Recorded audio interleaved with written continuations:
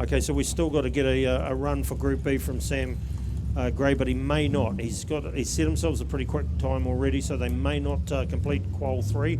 We'll just see how it goes. But we're into the LS class boats now, heavily regulated, a lot cheaper to put on the track. Still putting out some 500 odd horsepower, these boats, and very, very competitive. Number 282, their quickest time so far, 105.399. These are the LS class boats. There's only 3 of them. This is the LS Express. Have a good look in your programs, of which we have some out there for you to look at. Tells you about all about these boats. Rocking and rolling around the Giant Oils corner there. Back through for a split time, and it's a 30.147. Round Kiwi Span Island. Hard on the left we go now. Oh, there we go. There's the first boat up and at him. Wow, and he's done a good job of it too. Yeah, he's going right across. Going to get back in the water and then back up on the next island. That's a double banger for him, and unfortunately that's a D. He's going to need help. Puts his hand up, and the rescue crew head on over there. So that is a DNF. A DNF. And I just saw a little bit of hesitation as they came around that corner, and they weren't 100% sure which way they should go. And Craig, you say earlier that it's, on land versus on water, the decision-making time is much less on water. It's when you're in those boats, because you're in the water and you're that low, the perceived speed perception is twice that of being on land. So if these guys are doing 100 kilometres an hour around around this back straight here, for instance, and up to 115, 120, that's twice. That's what it feels like. And if you ever sit in a boat with a microphone like I have, one of these ones, it ends up getting swallowed. And if you can imagine someone trying to lift you out of the boat by your helmet with the G-forces that go on, some of these boats, especially the super boats and that, they're pulling 4 Gs, maybe even 5 occasionally on those big corners.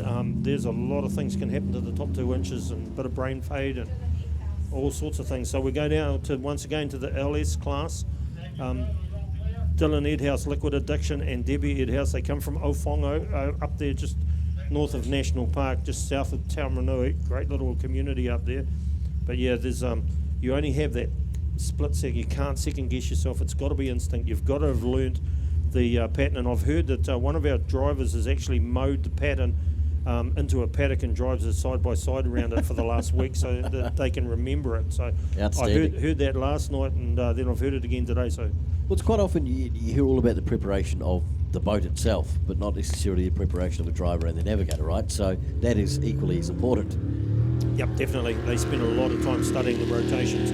All right, here we go. Here's the team from Ofongo now. The young man Dylan Edhouse and his mum Debbie. We've got them out there. Qual 3. Their quickest time so far, 109.423. 109.423. Starting to build up a bit of speed there. Got himself a little wide, but gets that LS boat straightened up. Here comes the Giant Oils corner. Starting to really find his way now, this young man, as we turn for a split. It'll be about a 32-second split. 32.448. 32.448. Really starting to find his way around this track now, this young man, as we look to get around. Oh, he did a great job around Giant Oils. That's swinging nice and wide there. Yep, no, really good. Gets nicely through the chicane in front of us. Back straight, looking good. Round the Kiwi Span Island, and home we come. This young man is really finding his way around this course nicely, and that is a good run. Awesome. That is a 104.133. 104.133. Should be really proud of the improvements he's made.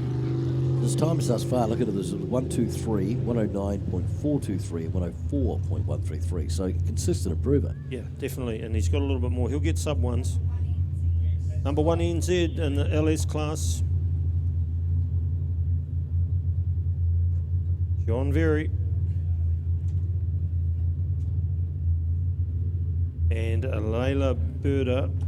All right, here we go. They've had a 53. They had a 53 in the LS boat.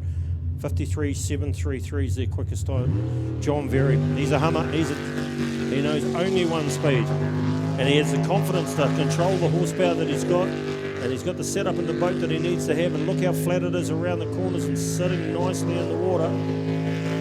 This is a really, really good package he's got here.